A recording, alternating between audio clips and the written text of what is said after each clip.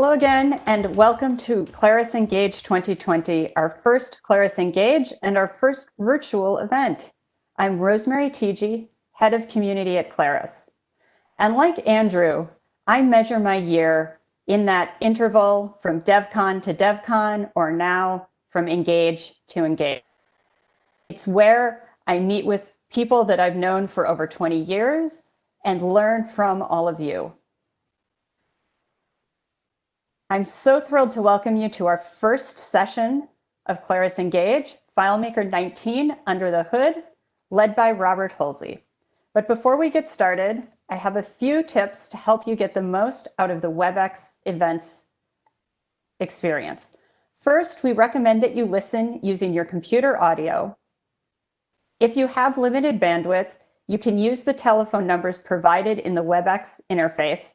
If you hover at the bottom of the screen and click on the three dots, you can access the phone numbers under the audio connection settings. We've dropped the phone numbers and link to the international numbers for WebEx support into the chat. And the other thing is, if you're having some problems, try shutting down other applications that draw bandwidth. If you have any technical problems, please use those phone numbers to contact WebEx support. And one other note, we've disabled two-way chat from attendees so that they're not a distraction to our speakers today. I know you're going to have a lot of questions for our speakers, especially in this session.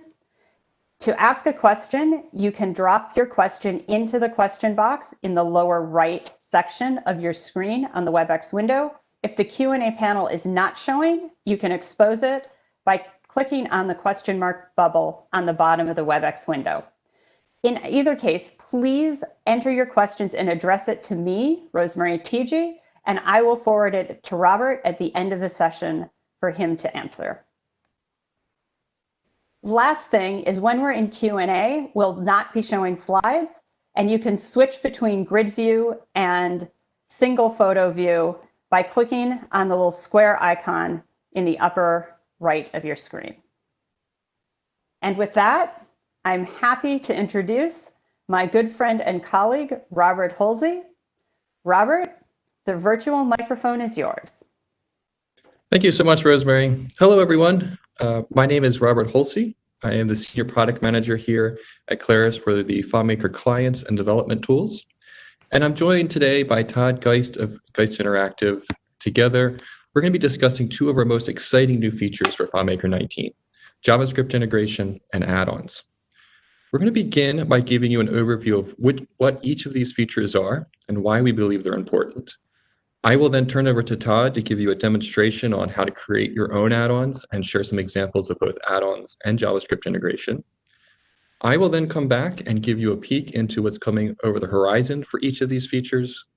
And then we've dedicated as much time as possible to Q&A, where we will be joined by David McKee from our development team here at Claris, as well as Jeremy Brown from Geist Interactive. So first up, what is our JavaScript integration? Well, it's three main parts. The first is a new script step that allows you to trigger JavaScript functions directly from our scripting engine. So you'd be able to pass it parameters to call specific actions or pass it data. And then going in the other direction, a new JavaScript function that we created and made available to your code within a web viewer that allows you to then call FileMaker scripts directly from your JavaScript, again, passing it parameters to call specific actions and pass it data. The third and final piece is a new script step called Execute Data API. This is very similar to using the data API that you've been using in market for a while now, but this script step allows you to do the query even when the file is offline. And of course, this returns back to you the data that you queried in the form of a JSON object, which is really helpful for these JavaScript integrations since most libraries are looking for JSON. Just a quick interesting side note here. When we began working on our JavaScript integration, we didn't first conceive of the data API script step. It was through the feedback we received from all of you in the community in our ETS program, as well as working closely with Geist Interactive as we were building out this functionality, that we realized how helpful a script step like this would be to automatically return that JSON. So just calling that out as an example, when you hear us talking about being more iterative and more agile, this is a great example of how we're taking feedback from the community to drive better outcomes for our releases. Now, why should you care about JavaScript? Of course, you're all FileMaker developers. Well, I think a screen like this really speaks for itself. It's rich data visualizations and user experiences that are made possible by leveraging the literal thousands of JavaScript libraries that are out in the community. And this is one of many tools that we're providing you to modernize your FileMaker experience on the platform that you already know and love. Now, JavaScript specifically is interesting because there's just so many JavaScript developers. There's over 11 million of them worldwide. So this is a rich community that we can tap into. It's constantly pushing the boundaries of what's possible in technology, making new libraries available, and a deep talent pool that we can start leveraging. And for those of you that are FileMaker developers, or internal FileMaker developers rather, it's very likely that you have colleagues within your organization that have JavaScript skills. They can begin working with you as you're building out your apps and your modern experiences. So just as a recap, why should we care about JavaScript? Well, again, it's going to facilitate beautiful modern app experiences that you can create by seamlessly integrating this JavaScript libraries. And again, there's a huge talent pool of JavaScript developers that are out in the world that we can start tapping into. Now, I do want to call out the fact that we fully realize that there's a percentage of you listening in right now that are thinking, yeah, the modern UI and experience is fantastic. I'd love to be able to incorporate that into my app. However, I don't have the time, nor do I have the budget to hire someone or learn JavaScript myself. It's important to note that we have you covered as well, and that actually brings us to our next feature, which is add-ons. So what are add-ons? Well, they're pre-configured bits of functionality built using all the power of the FileMaker platform. They're compartmentalized and easily shareable, both within your team so that you're all developing using the same tools, or within the community, so placing these up on the marketplace or in our community forums. And then when you consume add-ons, they're just as simple as drag and drop. Grab something from the marketplace that performs a particular functionality. To integrate that into your app, you drag and drop it onto your layout. Behind the scenes, we're doing the heavy lifting, inserting any schema, scripts, layouts that are necessary. And it's really important to keep in mind that these come in all levels of complexity, right? So it could be things as simple as a star rating system that we've built with a button bar. You know, we've all built something like this countless times. Now this can be turned into an add-on that we can just simply drag and drop into our app. Maybe there's other similar star rating systems that are out in the marketplace that have more bells and whistles that we can leverage as well. Or there's something a little bit more complex. Let's say that you need to use insert from URL to talk to a web-based API. Well, that's something that you can do with the platform, but is out of the reach of some of us within the community. Well, that functionality can then be bundled up into an add-on to do things like credit card processing, and all I have to do to leverage it is drag it into my app. Coming back to our JavaScript examples, we could take a JavaScript library, embed it into an experience like a Kanban board you're seeing here on screen, turn that into an add-on, and then I can leverage that JavaScript-based interface without writing a single line of JavaScript. I just map it to my existing data in my app, and I'm off running. And then at sort of the high end of the spectrum, look at something like Seed Code Calendar, who's already created an add-on. This is a really complex calendar. I mean, it's an app sort of in and of itself, but you can now easily integrate into your app just by installing it as an add-on. So why do we care about add-ons? Well, as you saw from those examples, we now have building blocks. We're not creating our apps piece by piece any longer. We're going out, grabbing add-ons from the community, snapping them together, and much more rapidly developing our app, focusing on the problem and not the how in the technology on how to solve it. Add-ons do something else that's really important, though, and that's taking and capturing what the wizards of the people like the Todd guys that are constantly pushing the boundaries of what the platform is capable of, bundling that up into an add-on and making it available to all of us across all levels, all skill levels. So if you're someone that's brand new to the platform, you're a no-coder, you're just trying to solve a problem, you need something like a Kanban board, you go and grab that as an add-on, drag it into your app, use it as is, and you're off running.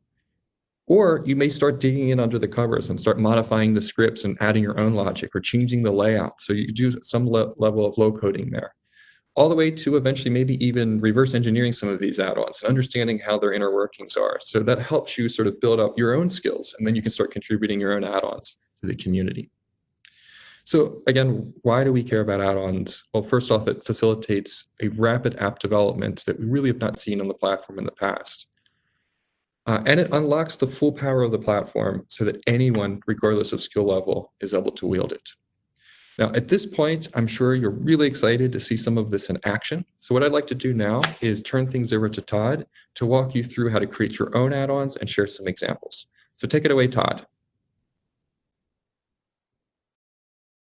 Right. Thanks very much, Robert. Really excited to be here. To be talking about a little bit of JavaScript and a little bit of add-ons. I've got a lot to cover and not a tremendous amount of time. Excuse me. And I don't have any feedback, so I'm going to move pretty quickly. And just know that at the end of this, we'll have plenty of time for Q&A, and we'll also have a lot of links for you that have more detailed information and more in-depth information about some of how this stuff works. So looking at our agenda, we're going to look at these features that Robert mentioned a little bit more detail, look at a couple of examples, and then we're going to eventually end up building an add-on. Once we decide what to do, what it's supposed to do, and how it works, we're going to build an add-on and do all that stuff live and kind of get into the weeds a little bit on how that works. So Robert already mentioned a lot of this stuff, but I do think it's important to reiterate add-ons and JavaScript are separate features. JavaScript is for coding and for logic and for that pro level, and add-ons are a way to deliver that stuff down the chain to the low code or no code levels. But I think it's important to recognize, this is one of the things that's important to me, is that on any given day or any given time, I'm either a pro load or no coder, and that just depends on what I'm doing or what time of day it is.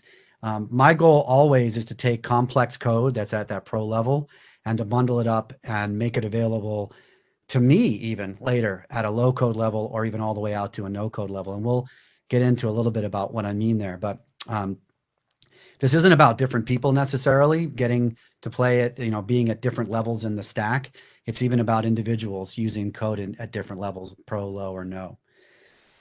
So we're going to start by talking about the Execute FileMaker Data API. So Robert mentioned this. This is a new feature that got added as part of our development cycle. And so I want to detail a little bit more about what that does.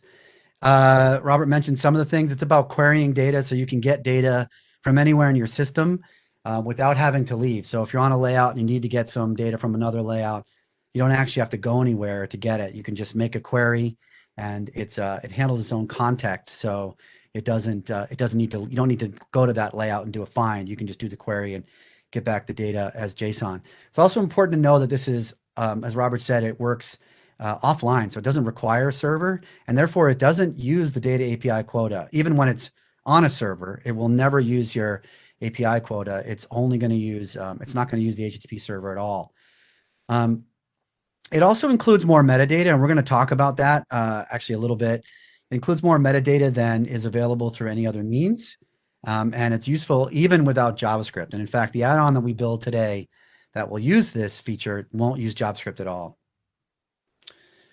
So when I mean metadata, what I'm talking about is information about tables, layouts, and fields that might be in the system. Either scripts, there's lots of different things that you might want to know about the system if you want to take something that's fairly complex and make it simpler, like move it down that chain towards low code or no code. The code that you write may need to be a little smarter about where it is. And so that's what getting metadata is all about. And so this script step actually gets more data than you can get through the design functions on certain things, and more data than you can get through the server data API. And this is useful for building a configurator, which is what I call it. And we'll look at that in a little bit, but also just this idea of being able to read what's around you in the data in the file you're in, and be able to respond to that using techniques like indirection. So set field by name or go to layout by name, etc. So let's demo the data API. And actually, I want to do this way, and execute data API. So this is a file that Clay Mackel actually started. And in it, it's got the requests that different kinds of requests that you can make. Oops, I don't want to do that. I want to do this. And you can see, we'll just look at this, zoom in a little bit. I hope the zoom works. I'm assuming it does. This is the request field, and this is the result field. And so we're simply passing the request to that script step, and we're going to store the result in the result field, and that is going to be set into this field. So that's really all there is in this file. And in the file, I've included a bunch of examples of just sort of the different things that you can do. So here is a query to get data from anywhere in your app. In this case, we're getting data from a layout full data. So this part right here is normal FileMaker server data API stuff. So that's the normal kind of query that you make. This part here, this layouts part, is new, and that is how you target or give the context that you want to run this query on to the script step.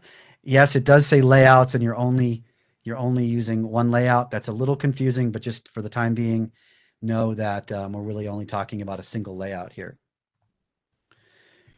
So that's for data, but we can also get metadata. So there's another keyword action, and if you give it metadata as its value and pass it an empty string for layouts, you're going to get all of the layouts listed in the file, including folder names and whether they're nested inside of folders.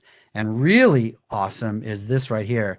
You can actually get the table that the layout is bound to. So there's no way to do that without this script step in any other FileMaker, any other function or methodology. You cannot get the table that a layout is based on without being on the layout itself. So that's really powerful. We can also get that same kind of deal, but for not just for layouts, but for data tables, for tables themselves. And so you can get back the name of the table occurrence, the base table, etc. You can target specific layouts by putting in, instead of an empty string here, you put in the name of the layout and you get all of the field data on that layout. So there's the field metadata, all the information about it, how it's used on the layout. And you also get valueless portal data and the table name as well. So it really gives you a lot of rich information about that layout. And you get the same kind of thing for tables, so you can target individual tables. There's a few other things in here which I'm going to skip over, but this file will be available. You can download and download it and play with it to understand more of its features. All right, so let's see. We're going to get back to the presentation here. All right, so now on to the integration. Robert already talked about these things, so we're going to look at the JavaScript, perform JavaScript in WebViewer, and the extension that gets added to a JavaScript app that is running within that is running within your FileMaker app.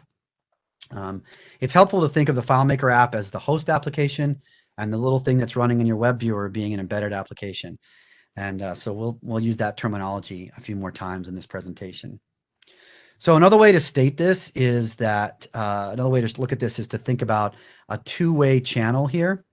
So we've got our hosted FileMaker application can use this script step to call a specific function. And you can see that function written out here in the script inside of the web viewer. And you can pass it data in the form of parameters. And then that function or another function in JavaScript can call that perform script. And it can say, run the script hello, and pass it the string world. It's important to understand that the data you're passing back and forth between the host app and the embedded web viewer is always a string. So there's no way to pass binary or anything else. It's going to be a string. So oftentimes we're going to use JSON, which is a structured string. And that's because both JavaScript and FileMaker can parse and handle JSON quite well. So it's very common to use JSON for this. So let's jump into a quick demo of that. So I've got a data tables integration here. We're going to load the data and just take a look at this. It looks kind of like a portal, but unlike a portal, you can drag the columns around, you can click and sort, you can even group the rows, right? So that's kind of nice. And when you double click on a row, this actually is running a script which is opening up a card window, and that is focused on the record that you clicked on. So this is using both of those features to call into the file to load the data. So we're sending the data into the web viewer, and then when we double click, we're calling out to run a script.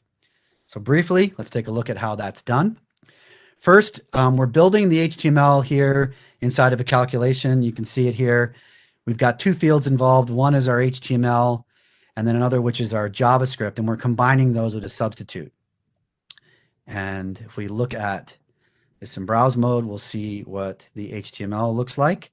This is it. So all this top part is simply loading stuff off of the internet. So that's all the data tables libraries and all of its dependencies. And then this is pretty much, I just copied most of this from the data tables documentation. And then here, I'm going to do that substitute, and I'm going to substitute in this JavaScript. So this is the entirety of the JavaScript that I needed to write to make that data tables integration work. And most of this was just copy and pasted from the integration, from the documentation itself. So we zoom in here, you can see at the top I've got this load data, and that's the function that we're going to call, and that's going to load the data into the library. And then down here at the bottom, I've got this perform script down here, which is where we've added a double click event to the table row, which is what we're doing here. And we're calling on double click row, the FileMaker script on double click row, and we're passing it the JSON version of the record data that's stored in there. So that is pretty much the full bit of the integration. Let's just take a quick look at how that actually looks when we're going to run this. So let's try to do this. Well, instead of doing that, let's do let's run this with debugger on so you get to see. And we'll step in and let me bring up the data viewer so you can kind of watch this happen. So here we are building the data API request, so you can see what that looks like. It's very simple, just customers layout, and we're just limiting to 500. That's all we care about for this demo. Stepping through to this next step where I'm passing that data API request to the execute FileMaker data API script step, and I'm targeting that result field. Then we're going to do a little bit of parsing here, and we're going to end up with our JSON to send in a variable right here. And then we're going to call perform JavaScript in web viewer using the object name, the web viewer itself, load data, that function we just looked at, and we're going to pass in that data. Is really all there is to it. Not much more. And that's just a quick look at looking at how you can build an integration with JavaScript and FileMaker with or without add-ons. So you could then further take this and bundle it up into an add-on if you want, or you could just use this as a custom integration for any app that you want to build.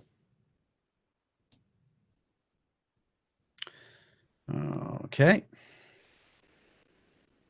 How are we doing here? Good. Okay, so two-way communication, execute FileMaker data API for data queries. We looked at that. Windows. So one thing I do need to note about Windows is we are currently still using Internet Explorer on the Windows PC platform. I think Robert will have some news about that at the end of the session, hopefully. And but for the currently, that's what we're left with. So if you're building JavaScript, you're going to have to build it to run on Internet Explorer if you want it to work on the whole platform. Because the rest of these features, everything works across the whole platform, by the way. But you do need to write sort of an older style JavaScript or transpile newer JavaScript down to an older style to make that work. That is beyond the scope of this conversation, but there's more information about that available elsewhere. All right, so how to build an add-on. So from a high level, you're going to design a file with the features you want. So the thing that you want to get installed is going to be built in the file. And pretty much everything within that file is going to get installed. So you don't want extra things in there. You only want the stuff that you're going to want to get installed in there. And that's really it. There's security groups do not come over, and certain layouts don't come over, and we'll talk about exactly how that works. When you set up the file with a couple of guidelines that will help determine what layouts, what groups get installed to do the things that actually get dragged onto a layout. Pretty much everything else will get installed into that file, so you need to know that. And then finally, you're going to run this script. You're going to run save as add-on package, which is a script step, which we will look at in detail, and that will generate the add-on for you. That is really, at a high level, that's how it works. So we're going to look at a picker add-on that I call a GIPicker add-on that I built for this. And it's for building these search and pick interfaces that you might want to, say, pick a product from a product catalog and put it on an order or an invoice, or pick a customer from your customer list. And this one's not going to use JavaScript, but it is going to use some complex scripting and behaviors that are relatively advanced for a FileMaker person to do. So that's that pro-level scripting. And then we're going to make it customizable so that you can use your low-level skills, kind of that low-code skills, to tweak it and change it. And then we're going to go the extra yard and make it all the way out to configurable so that it's easy to use for people that are just getting started. So let's take a look. So we're going to go in reverse here a little bit. I want to show the thing that we're actually targeting here, like what it is that we're going to be going for in terms of behavior, before we dive into how it gets installed and how it gets built. Just because I think it's hard to know and abstract what we're building until you actually see it. So this is a picker, and this is actually the add-on that gets installed. And you can see I've already got it installed. And if I drag on another button, you can see it does drop that in. We'll get to that part in a minute, but let's look at how this works now that it's actually installed and running. So I want to be able to find a customer for this invoice, right? So I've got customers and invoice with some line items. Pretty simple app, not a lot to it. So I click the button and I get this nice interface. Now let me turn on keyboard watching so you can see that I'm using the arrow keys and the tab keys to do this. Now to build this, you need to use on layout triggers, on layout keystroke triggers. And this can get a little tricky. It takes some fiddling. It's a lot of fiddly bits. I don't want to have to relearn it every time. So obviously I'd like to take this, turn it into an add-on so that I don't have to rediscover how all those behaviors work. And I just get to create it once. I can choose the item I want. I can do some filtering, right? I can do filtering on that. I can select the item and I can click enter or return, and we get that picking to work. And the low code aspect is I got to design this part of the layout exactly the way that I wanted it here. And I didn't have to worry about this behaviors. That was taken care of for me. I can use escape to cancel even. And here's another one where I could design a different picker, but still getting the same behaviors, right? And we can get the water bottle installed there. So that is really the behaviors that I'm after. And now, as I said, I want to make this into something that is configurable and also customizable. And we'll get into those details in a second here, but I want to set the stage a little bit here by talking about something to notice when I dragged on this item. So if we look at the script parameter here, you see this string that looks like a UUID, and in fact it is, right?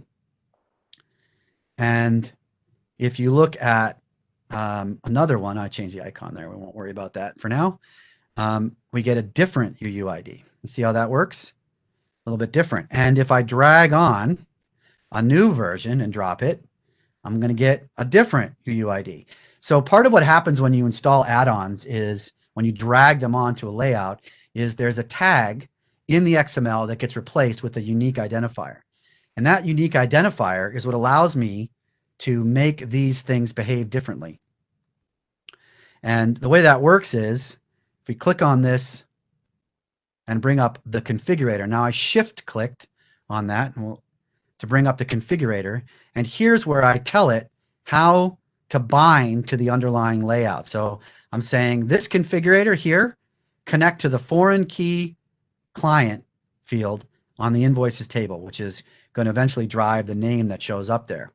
And then for the layout that shows up when I do the picker, pick this client picker layout, and that's going to be able to then, as you notice here, I can get the field, I get all this metadata, right? Just by opening up this picker, I'm using that execute data API to get the metadata about what tables and fields and layouts are installed in the system. So I can make this really nice configurator that lets somebody configure a button to work with any of the layouts that have been designed as pickers.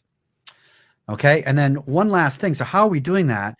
So once I have this, once I have this this identifier here, open up this window. You notice that there's this table, there's a table called config, GIPicker, and then there's a config store. And we're just using JSON to store the data. And this is where I get into that indirection kind of thing about when I click this button, when I click this button here, C1B blah, blah, blah, it's going to look for this entry, and using JSON function is going to pull out what key fields to bind to, what layouts to use, et cetera, et cetera.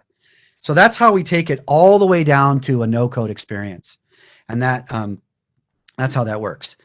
So let me do the next step, which is to look at what happens when we install this and how we go to, so that's kind of the no-code experience and kind of how it looks. So let's take a little bit, go a little bit farther in, say, how we might do this doing an installation in low code is I'm going to pick from my add-ons tab the picker. I'm going to install it, and then I'm going to drag it in, drop it in, and then it's going to work, but it's going to work on an example layout, which doesn't help me too much here. But if I look at, actually, let me step back one step and undo this. So you can see uninstall. You see everything was removed, which is really great.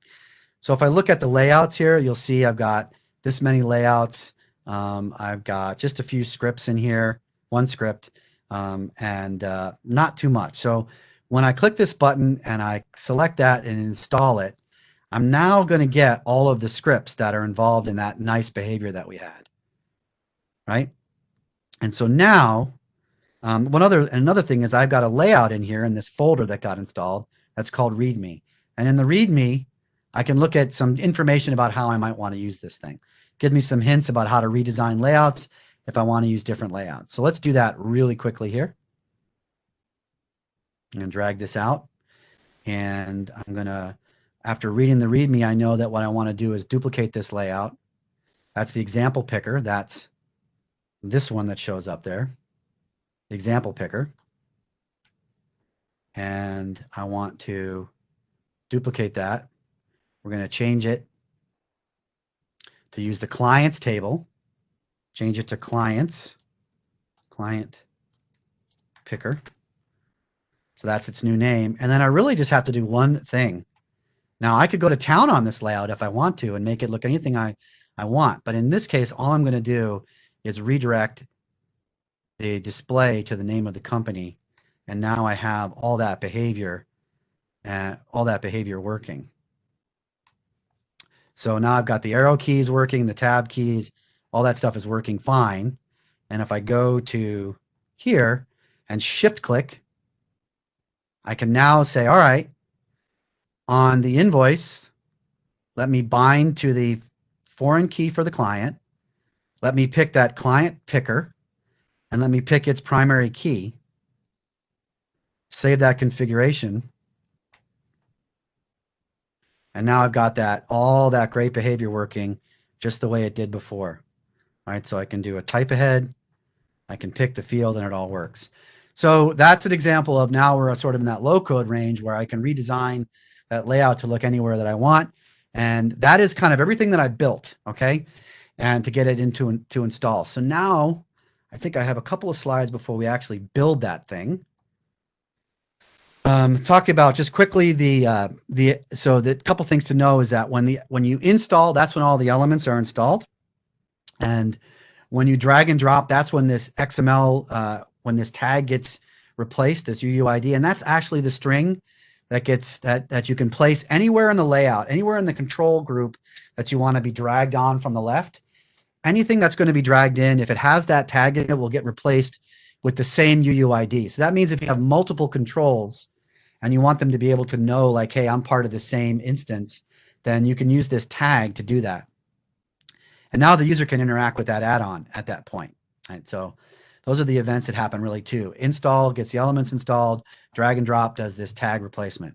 Okay. And then, all right. So then in a little more detail, so you're going to design your whole file. We've chosen to design it with a configurator. You don't necessarily have to do that, but again, if you want to go all the way out to the no code, that's what you have to do. I think Robert's got some more details on what might be coming in that area. But that's what we're doing for now, is building these configurators. You create the layouts with language specific names, and we'll look at what that means. But that is basically around targeting different languages, so that when you install an add-on with, say, Spanish language as opposed to English, you'll get different layouts that will have the code that gets installed. Group the controls you want to be dragged on, use the tag, and then we're gonna run this script, and that's really it. The important thing to know is after you do this save copy as add-on package, you do need to quit and restart FileMaker for that to take effect and to be able to use that add-on next. All right, let's build it. Building's actually fairly easy, so this won't take very long. But I do want to point out the different things that happen here. And before I do, I want to point out that the add-ons, when they get installed currently, are going to end up in this folder, which is in your extensions folder, add-on modules. And that is the picker one that we've already got installed. So I'm going to remove that, just drop it out on my layout here, and I'm going to quit my FileMaker 19, and I'm going to reboot with here it is, GIPicker Add-on. So this is the layout that contains my object that's going to get installed onto as the drag and drop object. Notice I have named it with this specific name here. Right? These are all the layouts that I'm including. I like to include it inside of a folder. And this part, this FileMaker add-on template directives, preceded by 2 underscores and then a dash, and then the language code follows it. So this is what determines which layout will be used for that drag-on object. And so this gives you the ability to respond differently to different languages based on how you might need to lay out the controls that you're adding or whatnot. Now, when the thing that gets dragged on can be any number of FileMaker elements grouped together. In this case, I'm only doing a button because it's very simple in this case, but you could imagine a tab panel and a nav bar and a whole bunch of things that you might want to be installed as one thing. They need to be grouped, and they need to be the only thing that's grouped on this layout.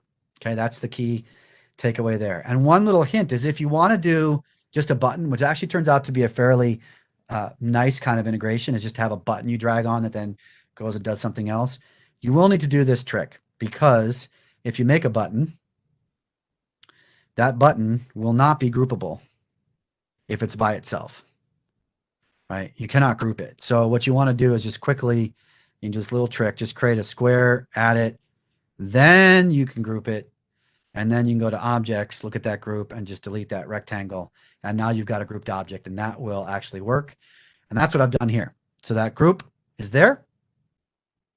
And that button is the button that we're going to get installed. And then looking at the script parameter, here is that tag that we talked about. Okay. So this, whenever this button gets dragged onto a layout, this will get replaced with a UUID. Checking my time here. We got just enough time. The rest of this is all of the example that I build. So here is the code for that example. It's got the script set up the way that I want. It's got the script triggers set up on this layout. So if we go to here and look at script triggers, it's all set up. So this will all get installed as is. So everything else in here will get installed just the way that we want. The only difference is on this layout, the rest of this stuff on here, this layout will not get installed. Only this object, which will create that add-on group, will get put into your system. So what we typically do is we'll have some demo stuff on here. Like I want to make sure this whole thing works, so I can see that it's actually changing the bound field here, and I can test out my configurator with the shift click to do all this kind of stuff, right? And then I can have this save as add-on package as a single step script, a single step button on the script, because I don't really want this script to be included. Like I wouldn't want to run this script step as a script, because then it would get installed with my add-on. So if I don't want something to be installed, I want to do it like simply like this, where I'm just saying save a copy as add-on package, which is a script step, giving it the current window, and we'll have some information on the UUID issue, replacing UUIDs in the documentation in a little bit. That's it.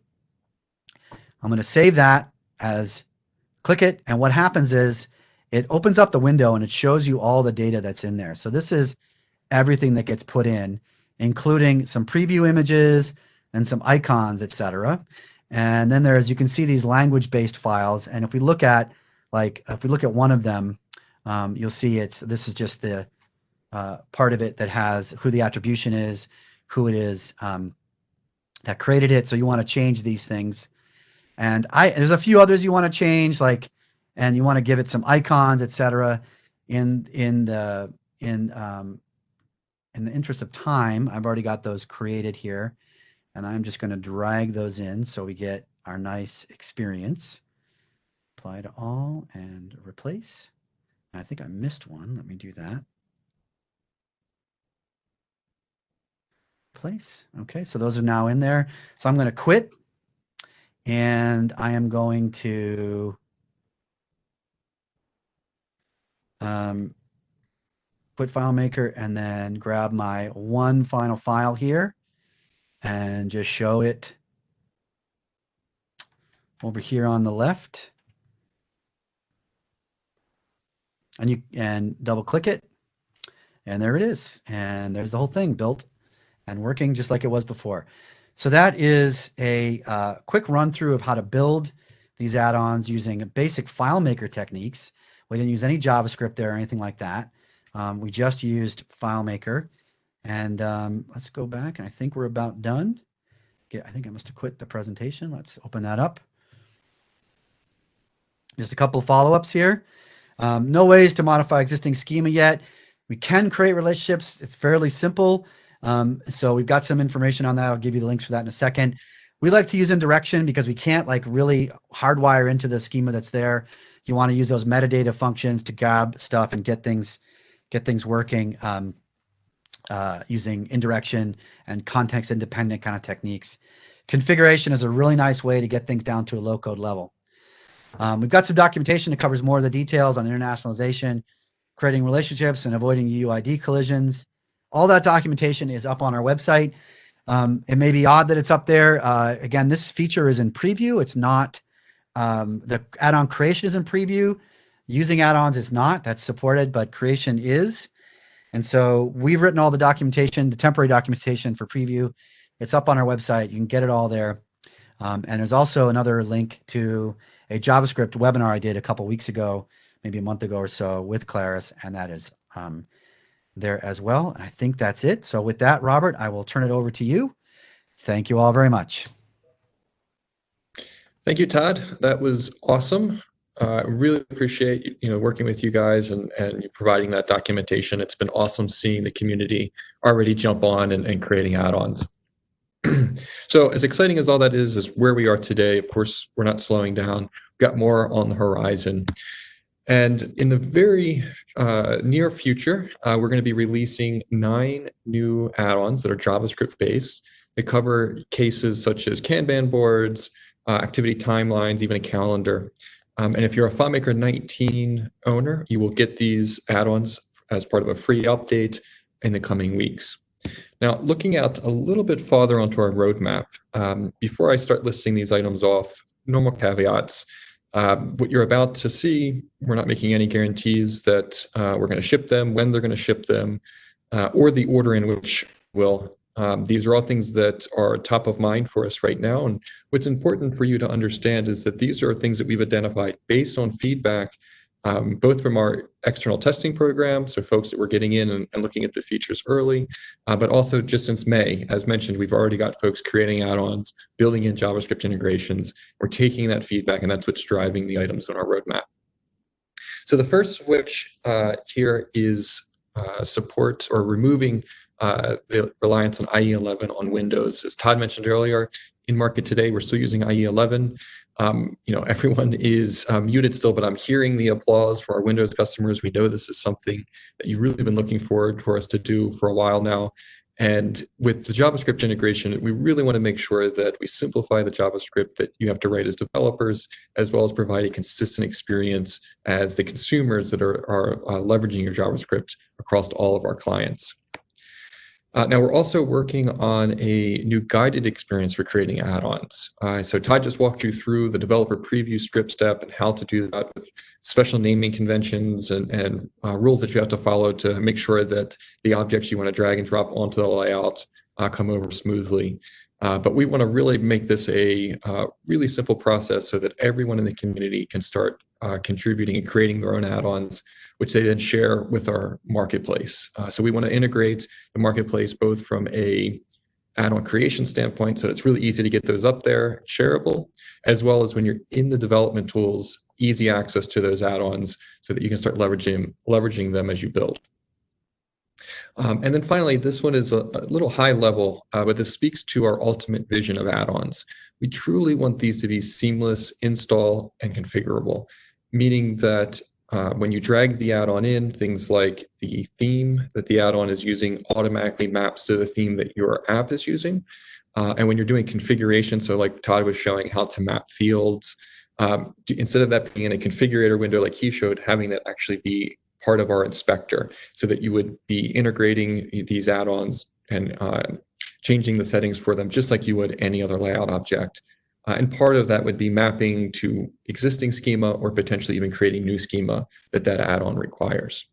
Okay, so again, this is not the definitive list of what we're working on. This is going to be based on the feedback that we hear from the community, but these are the top of mind items at the moment.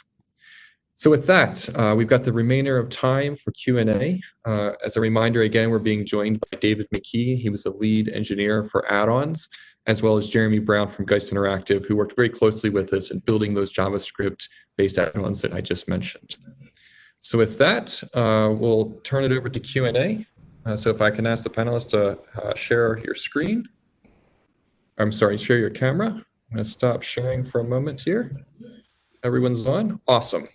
So I've got a bunch of questions here. We won't be able to get through them all, but I'm going to kick one off here for you, Dave. There's some questions around add-ons, and is there anything that they should look to avoid or any gotchas that they should be aware of? Guys. So yeah, there's a few things. This is obviously not fully baked. That's why it's developer preview. Our goal is eventually is to be able to serialize and deserialize FileMaker files with about like 99.9% fidelity. So we're not there yet. There are some things you might see that are missing. So what you want to do when you develop an add-on is use the save a copy as XML menu item under the tools menu, or use the script step that Todd had mentioned, and then examine the XML, because basically what happens, and I think you saw Todd's demo, was that when you create your add-on, what's actually being created is a bunch of XML files. And so you can look at that to make sure that the options or the features you created are in there. If they're not, then that's something we're working on. And obviously you can feel free to report it. Some things that aren't supported right now, file options. So when you have your add-on file, we're not going to serialize out any of the file options for it. Same thing with security. As Todd had touched upon, we don't want to carry over any accounts or privilege sets, that kind of thing. So those won't show up in your add-on. The way we're doing this is with XML, and we're parsing the XML. So things are created in appearance order, and they get serialized out in creation order. So you want to make sure that your objects are basically referring to things that are already created at that time. There are some exceptions. Fields can refer to other fields and tables. Script steps can refer to other scripts. But you want to avoid circular dependencies if at all possible. And the last thing is, while you don't want your UUID of your add-on to conflict with some other add-on. This is especially something you want to watch out for if you have like a utility or an FMP12 file that you create multiple add-ons with. Each of those created add-ons should have a different UUID, and by default, they're based on the UUID of the actual FileMaker file, which is visible in the security interface in Pro. Awesome. Thanks, Dave. So a couple of questions that I'll tackle here. So the first is, why is Todd and Geis Interactive providing docs instead of it coming directly from Claris? And Todd sort of touched on this. What we're really trying to do is get things into market as quickly as possible so that we can start gaining feedback and again, drive better outcomes for those features. And so when we were working very closely with Geis and creating the JavaScript integration and working with them on the add-ons, they had built up a lot of expertise on trying to create the JavaScript-based add-ons that I had just mentioned. So they had sort of organically been building their own documentation. So when we were looking at this and saying we want to get this script step out there as a developer preview, it made a lot of sense to leverage what Todd and Jeremy had learned along the way and had them publish them. We will be putting our own official documentation out. And as I just mentioned, we're working on a new guided add-on experience that we build into the product. So you're going to see this kind of stuff coming from us, where we get stuff out there that's not as fully baked as you would see in the past. And by that, I mean, with full documentation and all. These are things that we still test. So this script step that's in developer preview is tested and validated. We know that it's not going to break anything, but it's really those supporting elements around it that weren't fully fleshed out like we would in the past. We think this is really great, though, for getting that early feedback so that we can much more rapidly deliver our ultimate vision. There's another question here that I'll also take. That's, will there be some way to support all the files that come with JavaScript add-ons? So things like HTML, CSS, and the JavaScript itself. And so right now, what you see from the add-ons that Todd was demoing, there's actually a utility table that they're using where they're storing all of that information. We don't want to do that long-term because, of course, that means that we're adding a table to your schema that you then have to manage. Our ultimate vision for this is another way to store all of the JavaScript, HTML, any of those supporting files or configuration settings in another location. So we haven't finalized exactly how we're tackling that, but that is part of our roadmap. There was a question here that I'll direct at you, Todd. How's the support and performance for JavaScript frameworks such as React in these JavaScript integrations? It's actually quite good. So the add-ons that we built as part of this process using JavaScript are all based on React. So anything that you see in the future coming, those add-ons that Robert talked about, those were all built with React. Now, we just chose React because that's what we use. And it also has a lot of tooling around building things and compiling things down to a single blob of text, which we can put in a field, basically, and also transpiling it down to work in Internet Explorer 11. So pretty much any modern framework is going to work with the web viewers. The only thing you may still have to do is, again, make sure that when you are building the final versions, whether it's with React or Svelte or Angular or Vue, whatever, that you are compiling or transpiling it to work with Internet Explorer 11. But yeah, we use React and we've kind of standardized on that. In fact, we have a starter template which you can use if you're into React. We have a starter template you can use to get you up and running very quickly, and we'll make sure that gets into the show notes, as it were. Hey, Jeremy, maybe this is one for you. There's a lot of questions around, how do I learn JavaScript? Is there any resources that I should look at? Are there ways to look at the JavaScript add-ons to learn JavaScript? Could you speak a little bit about your guidance? You've been learning JavaScript over the last couple of years. What lessons have you learned that you could share with the community? Also, you're on mute. The JavaScript add-ons that are part of the platform are not good to learn JavaScript. It's a bundled code. It's in a field. And it's just there to minimize size and just get it into the web viewer. So that's not a good place to learn JavaScript, but there are great ways to learn JavaScript. I am on a JavaScript learning path right now. I've found developers to learn in JavaScript. I don't think we need to know everything about JavaScript at the outset, but we can do a lot. We can be successful in our work in FileMaker and JavaScript if we learn a little bit about JavaScript. And we've definitely got some resources, and we have some ideas about the best path for a FileMaker developer to take. And I think those are, Todd may have linked to those, or we'll make sure in the links there. So the process is just, playing with it and struggling with it. Libraries are very easy to work with because they're plug and play almost. You change a few options and you're ready to go. But if you want to write something from scratch using JavaScript, then you're going to need to learn a few things, and I've got ideas about what those could be. Awesome. Thank you, Jeremy. This next, I guess either you or Todd could answer, but as you've been developing the add-ons, the JavaScript integration, do you have any words of wisdom as far as gotchas or strategies of doing things like debugging the JavaScript that's running in a web viewer? Todd, you want to Yeah, lead us on that one? Am I unmuted? I think I am. So real quickly, debugging is, you can use the same web tools on the Mac. Another reason why we'd like to get rid of Internet Explorer is that we don't have the ability to do real good debugging on Windows. But on the Mac, you can use the same web development debugging tools that you can when you're doing web development. And Beeswax actually has a blog post on that, and we link to it. That's our reference go-to to how to turn that on.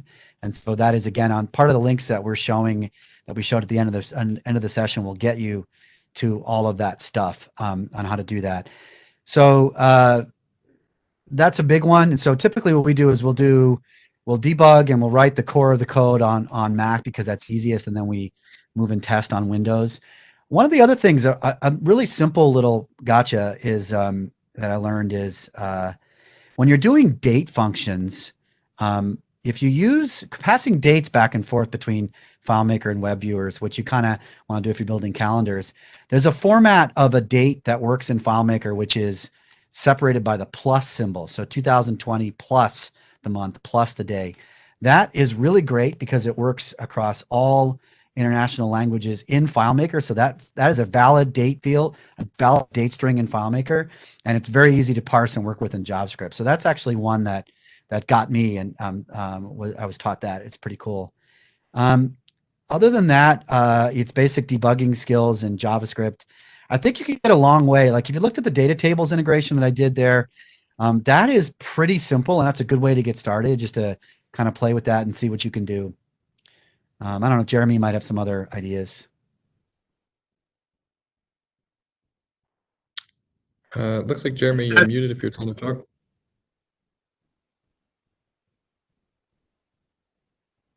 Jeremy, we only heard you for a second there. Looks like you're still muted. There we go. Yep.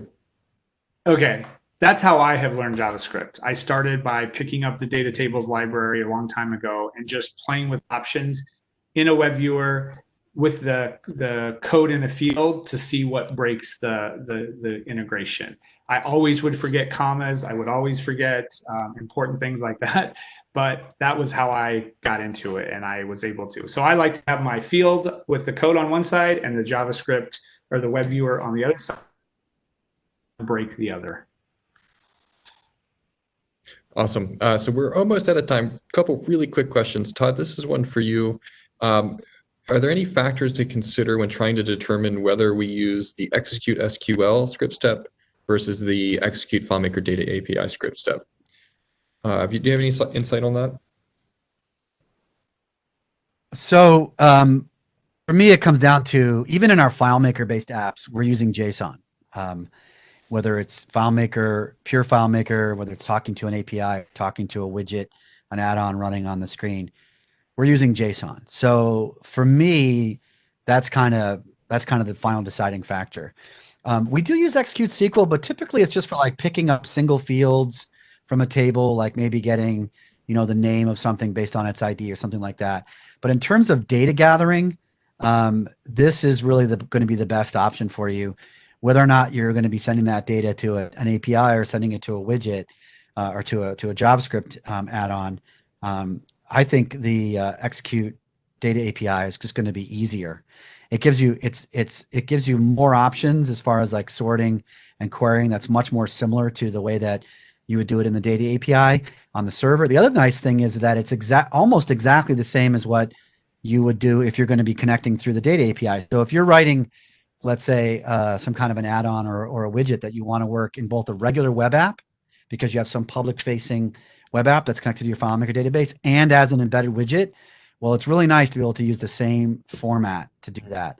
So I know there's a lot of Execute SQL fans out there, and we did actually think really hard about having an option for Execute SQL to return JSON as an option, but it just turned out to not be the thing that we could do quickly. Since the data API engine was already in the application, just sitting there waiting to be used, that was the route that we chose to do. Awesome. Thank you, Todd.